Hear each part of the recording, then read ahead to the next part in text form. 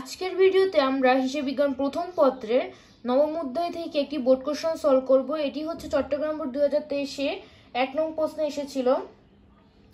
এখানে আমাদের রূপা ট্রেডার্সের 2022 সালের 1 ডিসেম্বর তারিখে রেওয়া মিল দেওয়া হয়েছে এবং আমাদের ক নং প্রশ্নে বসে ঋণের সুদ ও বিনিয়োগের সুদ বের করতে।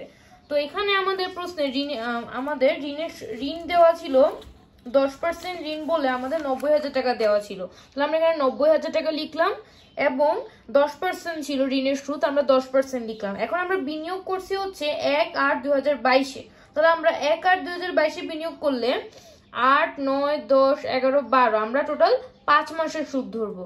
তাহলে আমরা ক্যালকুলেশন করে দেখি। তো আমাদের 90,000 টাকা ছিল ঋণ, 10% হচ্ছে ঋণের সুদ এবং 5 মাসের সুদ ধরতে হবে। তাহলে আমরা ক্যালকুলেশন করলে আমাদের আসবে হচ্ছে 3,750 টাকা। তাহলে এটা হচ্ছে আমাদের ঋণের সুদ। তারপরে আমাদের বলছে বিনিয়োগের সুদ বের করতে। তা আমাদের বিনিয়োগ ছিল হচ্ছে 10% বিনিয়োগ 1,20,000। তাহলে আমরা বিনিয়োগ করছি 1,20,000, আমাদের ঋণের সুদ ছিল 10%। আর আমাদের বিনিয়োগ করছি কত তারিখে? আমরা 1/1/2022, অর্থাৎ আমরা জানুয়ারির 1 তারিখে বিনিয়োগ করছি। আর আমাদের হিসাবকাল শেষ হয় হচ্ছে 31 ডিসেম্বর 2022-এ। তার মানে আমরা সম্পূর্ণ 12 মাসেরই কিন্তু অর্থাৎ পুরো বছরেরই হচ্ছে সুদ ধরবো। তাহলে আমরা যদি 1,20,000-এর 10% করি তাহলে আমাদের আসবে হচ্ছে 12,000 টাকা। তাহলে এটা হচ্ছে আমাদের ঋণের সুদ এবং বিনিয়োগের সুদ। এবার হচ্ছে আমরা খ নং প্রশ্নে দেখবো। খ নং প্রশ্নে আমাদেরকে বলছে সমাপ্ত বছরে রূপা ট্রেডার্সের নিট লাভ বা নিট ক্ষতির পরিমাণ বের করা, অর্থাৎ বিশদ আয় বিবরণী তৈরি করতে বলছে। তা আমরা এখানে রূপা ট্রেডার্স লিখবো, বিশদ আয় বিবরণী, তারপর আমরা তারিখ লিখবো, তারপরে হচ্ছে আমরা এখানে বিবরণের জন্য একটা ঘর দিব, টাকার জন্য 3টা ঘর দিব। তো প্রথমে আমরা দেখতেছি যে এখানে আমাদের রেওয়া মিলিয়ে কিন্তু মোট লাভ দিয়ে দিয়েছে। আমাদের মোট লাভ কিন্তু বের করতে হবে না, কারণ আমাদের রেওয়া মিলিয়ে হচ্ছে আমাদের মোট লাভটা দিয়েছে। তো আমরা এখানে মোট লাভটা লিখলাম। মোট লাভ হচ্ছে আমাদের 40,000 ছিল, 40,000 টাকা লিখলাম। এখন এখানে আমরা সমন্বয়গুলো পড়বো। সমন্বয় বলছে এখানে যে কলকবজার সংস্থাপন ব্যয় 2,000 টাকা মজুরির অন্তর্ভুক্ত রয়েছে। কলকবজাটি 1/7/2022 তারিখে সংস্থাপন করা হয়েছে। কলকবজার অবচয়ের হার হচ্ছে 10%। এখন কলকবজার যে সংস্থাপন ব্যয় 2,000 টাকা, এটা মজুরির অন্তর্ভুক্ত রয়েছে। এখন আমরা জানি যে মজুরির যদি মধ্যে যেহেতু অন্তর্ভুক্ত আছে তাহলে আমাদের কি করতে হবে? মজুরি থেকে বাদ দিতে হবে। মজুরিটা কি? মজুরিটা হচ্ছে আমাদের বিক্রিত পণ্যের ব্যয়ের মধ্যে আমরা বসাই।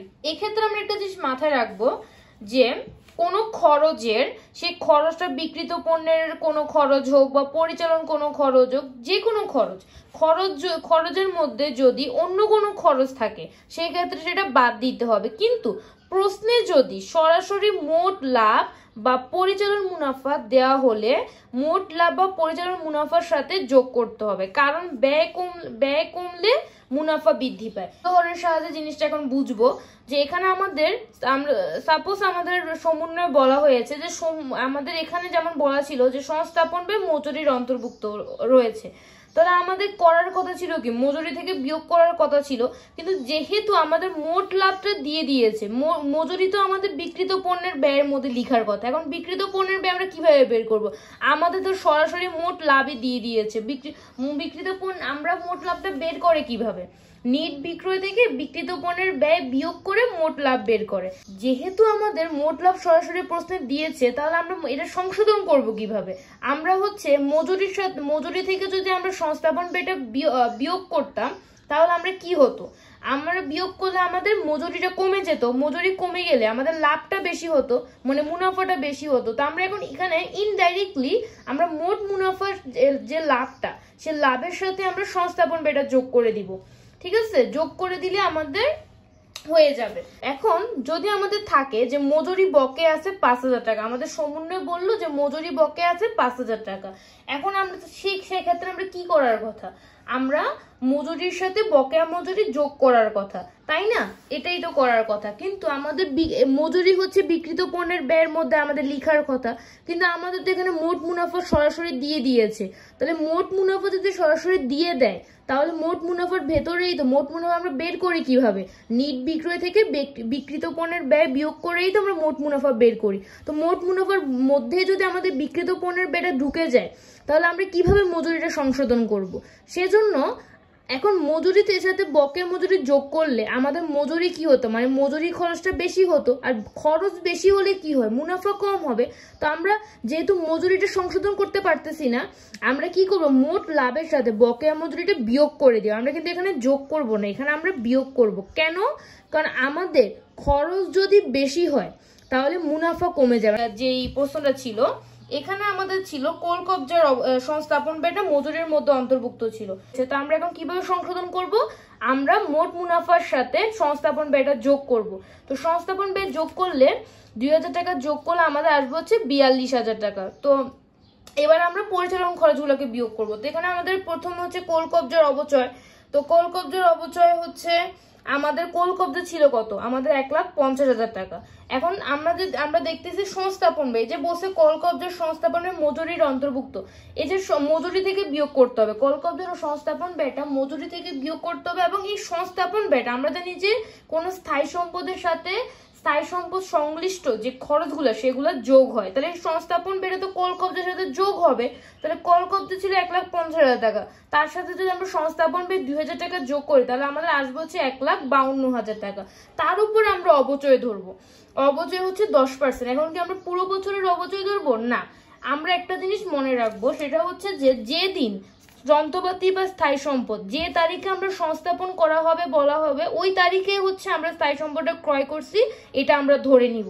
তাহলে আমরা যদি এখানে আমাদের বলা হয়েছে যে আমরা কল কবজাটা 1/7/2022 তারিখে সংস্থাপন করা হয়েছে, তার মানে আমরা যদি 1/7 মানে 1 জুলাইতে হচ্ছে আমরা সংস্থাপন করছি, তাহলে আমরা 1 জুলাইতে যদি আমরা সংস্থাপন করি তাহলে আমরা ওই তারিখে আমরা ধরে নিব যে আমরা আমাদের কল কবজাটা ক্রয় করছি। এখন যদি আমরা ওই তারিখে ক্রয় করি তাহলে আমরা কি পুরো বছরের আমাদের 31 ডিসেম্বর পর্যন্ত আমরা কি পুরো বছরের অবচয় ধরবো? না, আমরা 1 জুলাই থেকে 7, 8, 9, 10, 11, 12 আমরা হচ্ছে 6 মাসের সুদ ধরবো। আমরা ক্যালকুলেশন করলে আমাদের আসবে হচ্ছে 7,600 টাকা। ঠিক আছে, তাহলে 7,600 টাকা হচ্ছে কল কবজার অবচয়। তারপর হচ্ছে আমাদের এখানে বেতন ছিল 12,000 টাকা, এবং এখানে কিন্তু বেতনের পাশে দিয়ে লেখা আছে ব্র্যাকেটে যে 2/3, অর্থাৎ অর্থ হচ্ছে এটা হচ্ছে 3/2 অংশ। অর্থাৎ 12,000 টাকা যেটা বেতন দেওয়া আছে এটা হচ্ছে 3/2 অংশ দেওয়া হয়েছে, তার মানে 1 অংশ বকেয়া। তো আমাদের বেতন ছিল হচ্ছে 12,000 টাকা। 12,000 টাকা হচ্ছে এটা হচ্ছে 2/3 অংশ, অর্থাৎ এটা হচ্ছে 2 অংশের টাকা। তো আমরা যদি 2 দিয়ে ভাগ করি তাহলে আমাদের 1 অংশের টাকা বের হবে, তাই না? তো 1 অংশের টাকা আমাদের বকেয়া আছে হচ্ছে 3/2 অংশ যদি প্রদান করা হয় 1 অংশ বকেয়া, তো আমরা 1 অংশ গুণ করলে তো আমাদের 6,000ই হবে। তাহলে আমরা 1 অংশটা বকেয়াটা যোগ করব, তাহলে আমাদের আসবে 18,000 টাকা। তারপর হচ্ছে আমাদের বিজ্ঞাপন খরচ। তো আমাদের এখানে বিলম্বিত বিজ্ঞাপন ছিল। তো আমাদের সমন্বয় বলছে যে বিলম্বিত বিজ্ঞাপনের 1/3 অবলোপন করতে হবে। তো বিলম্বিত বিজ্ঞাপনের যদি 1/3 অবলোপন করতে হয় তাহলে যতটুকু অবলোপন করতে হবে ততটুকুই হচ্ছে আমাদের চলতি বছরের বিজ্ঞাপন খরচ। তো 36,000 টাকা ছিল আমাদের বিলম্বিত বিজ্ঞাপন, তার 1/3 করলে হবে হচ্ছে 12,000 টাকা। তো যত টাকা আমাদের এখানে যত অবলোপন করতে বলছে বিলম্বিত বিজ্ঞাপনে সেটাই হচ্ছে আমাদের চলতি বছরের বিজ্ঞাপন খরচ। তাহলে আমাদের আসবে হচ্ছে 12,000। তো 12,000 লিখলাম। তো এগুলো ক্যালকুলেশন করলে আমাদের আসবে হচ্ছে 37,600 টাকা। 37,600 লিখলাম। তো এখন আমরা 42,000 থেকে 37,600 বিয়োগ করলে আমাদের আসবে হচ্ছে 4,400 টাকা। তারপরে আমরা অন্যান্য, এখানে আর কোনো ব্যয় নাই, পরিচালন খরচ। তো আমরা এখানে ক্যালকুলেশন করার পর আমাদের পরিচালন মুনাফা বের হলো 4,400 টাকা। তারপরে আমরা এখানে যোগ করব অন্যান্য আয়। তো এখানে আমাদের বিনিয়োগের সুদ আছে, বিনিয়োগের সুদ হচ্ছে আমাদের কত টাকা বের করছিলাম আমরা? 12,000 টাকা। তাহলে আমরা 12,000 টাকাই লিখলাম। তারপর হচ্ছে প্রাপ্য কমিশন। এখানে আমাদের কমিশন বলছে যে 2 নং সমন্বয় বলছে কমিশন অর্জিত হয়েছে কিন্তু এখনো পাওয়া যায়নি 3,000 টাকা। তাহলে এই কমিশনটা আমি মানে অর্জিত হয়েছে আমার, কিন্তু এখন পর্যন্ত আমি কমিশনটা পাইনি, যেহেতু আমি কমিশনটা পাইনি, এই কমিশনটা হচ্ছে আমাদের প্রাপ্য কমিশন। প্রাপ্য কমিশন কি আমাদের জন্য একটা আয়, সেজন্য আমরা এখানে প্রাপ্য কমিশন লিখবো 3000 টাকা। তাহলে আমাদের 12,000 আর 3000 যোগ করলে হবে 15,000 টাকা। তাহলে আমাদের আমরা এখানে এই পরিচালন মুনাফার সাথে আমরা অন্যান্য আয় যোগ করলে আমাদের আসবে হচ্ছে 19,400 টাকা। তারপরে এবার আমরা বাদ দিব হচ্ছে অন্যান্য ব্যয়। এখন এখানে আমাদের একটাই ব্যয় আছে, সেটা হচ্ছে ঋণের সুদ।